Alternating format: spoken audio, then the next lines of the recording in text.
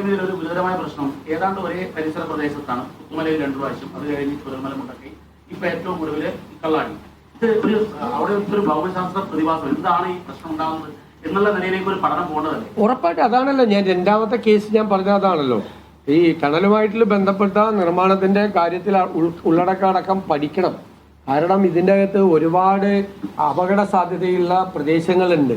ഇവിടുത്തെ ഞാൻ ഏറ്റവും കൂടുതൽ പരിഹസിക്കപ്പെട്ട ഒരാളാണ്, അറിയാലോ, ആക്ഷേപിക്കപ്പെട്ട ഒരാളാണ്. എന്ത് പറഞ്ഞതിൻ്റെ പേരില്ല? കൃത്യമായ പാരിസ്ഥിതിക ആഘാത പഠനം നടത്താതെ ടണലിൻ്റെ വർക്ക് തുടങ്ങരുതെന്നാണ് പറഞ്ഞത്. കാരണം ഞാൻ മണ്ണിൻ്റെ സ്ട്രക്ചർ കേരളത്തിൽ ലക്ഷക്കണക്കിന് വ്യത്യാസമുണ്ട്, ഭയങ്കര വ്യത്യാസമുണ്ട്. ഒരു ജില്ലയിൽ തന്നെ ആയിരക്കണക്കിന് ഡിഫറൻസ് ഉണ്ട് കേരളത്തിൻ്റെ മണ്ണിൻ്റെ ഘടന എന്ന് പറയുന്നത്. അതുകൊണ്ടാണ് ഹൈവേ നിർമ്മാണത്തിന് മുമ്പും കേരളിൻ്റെ നിർമ്മാണത്തിന് മുമ്പും ഞാനത് പറഞ്ഞത്. എന്നെ മണ്ണ് പരിശോധനാ വിദഗ്ധൻ എന്ന് പറഞ്ഞിട്ട് ഞാൻ പ്രതിപക്ഷ നേതാവായിരുന്നപ്പോൾ കളിയാക്കി. ഈ വയനാടിൻ്റെ മണ്ണിനൊരു പ്രത്യേകതയുണ്ട്, അത് ഫ്രജൈലാണ്, വളരെ ദുർബലമായ ഘടനയാണ്.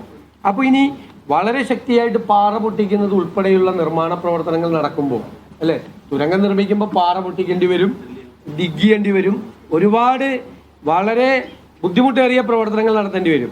അങ്ങനെ ചെയ്യുമ്പോൾ ഉണ്ടാകുന്ന ഷെയ്ക്കിൽ ഈ ഫ്രജൈലായ ഈ ദുർബലമായ ഈ മണ്ണിൻ്റെ ഒരു ഘടനയുണ്ട്, അത് ചിലപ്പോൾ ലൂസാകാൻ സാധ്യതയുണ്ട്. ലൂസായി കഴിഞ്ഞാൽ നമ്മൾ അറിയില്ല. പിന്നീട് ഒരു കനത്ത മഴ പെയ്യുമ്പോഴാണ് ഈ ലൂസായ മണ്ണ് നേരെ താഴേക്ക് ഇരിക്കുന്നതും പാറ പൊട്ടിപ്പോകുന്നതും. അപ്പം അത് മുൻകൂട്ടി കണ്ടും അറിയാവുന്നവരോടൊക്കെ ചോദിച്ചും മനസ്സിലാക്കിയിട്ടാണ് അന്ന് ഇതൊന്ന് ശ്രദ്ധിച്ചിട്ട് ചെയ്യണമെന്ന് പറഞ്ഞത്. ഒരുപാട് നിങ്ങൾക്കറിയാലോ എന്തുമാത്രം ആക്ഷേപിക്കപ്പെട്ടു. ഉത്കണ്ഠ കൊണ്ടാണ് അത് പറഞ്ഞത്, ഉത്കണ്ഠ കൊണ്ടാണ്, ഭയം കൊണ്ടാണ് പറഞ്ഞത്.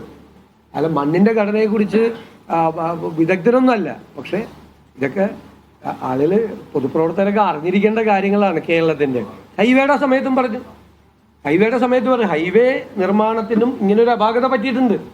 ഹൈവേ നിർമ്മാണത്തിന് കേരളത്തിൽ എപ്പോഴും ഏത് കൺസ്ട്രക്ഷനും കേരളത്തിൽ മണ്ണ് പരിശോധന നടത്തിയിട്ടേ പാടുള്ളൂ. വയനാട്ടിലെ മണ്ണല്ല കോഴിക്കോട് ചെല്ലുമ്പോൾ, കോഴിക്കോടത്തെ അല്ല വടകരയിൽ ചെല്ലുമ്പോൾ, ഏത് കൺസ്ട്രക്ഷനും ആ മണ്ണിൻ്റെ അതുണ്ടല്ലോ. ഈ PWD മാനുവലിലൊക്കെ ഇല്ലേ മണ്ണ് പരിശോധന നടത്തണം. പാലം പണിയുന്നതിന് മുമ്പ് മണ്ണ് പരിശോധന നടത്തില്ലേ പാലത്തിൻ്റെ അവിടെ? കാരണം ചെളി എത്രയുണ്ട്, അപ്പോൾ അതിൻ്റെ പില്ലർ എത്രമാത്രം താഴണം, അതിൻ്റെ താഴെ ബ്ലോക്ക് ചെയ്യണം. പാറ കണ്ടുപിടിച്ചിട്ടാണ് പില്ലർ വയ്ക്കുന്നത് പാലത്തിൻ്റെ. കാരണം മണ്ണ് ചെളിയാണെങ്കിൽ വീണ്ടും ഇത് പാലത്തിൻ്റെ വെയിറ്റ് വരുമ്പോൾ ഇത് താഴോട്ട് പോകും. അതുകൊണ്ട് കണ്ടിട്ടാണ് ഇത് ചെയ്യുന്നത്. നമ്മളൊക്കെ 10-25 വർഷം MLA ആയിരിക്കുമ്പോൾ ഈ നിർമ്മാണ പ്രവർത്തനങ്ങൾ കണ്ടതിൻ്റെ അനുഭവത്തിലാണ് അത് പറഞ്ഞത്. ഹൈവേ നിർമ്മാണത്തിന് പല സ്ഥലത്തും അത് ചെയ്തിട്ടില്ല. അവർ മറ്റ് സ്ഥലങ്ങളിൽ നോർത്ത് ഇന്ത്യയിലൊക്കെ ചെയ്യുന്ന മോഡലിലാണ് ചെയ്തത്. അതുകൊണ്ടാണ് എത്ര സ്ഥലത്താണ് തകർന്നു വീണത്. ഈ സ്ട്രക്ചർ തകർന്നു വീണത് എന്തുകൊണ്ടാണ്? മണ്ണിൻ്റെ ഘടന പഠിക്കാതെ അത് ചെയ്തുകൊണ്ടാണ്.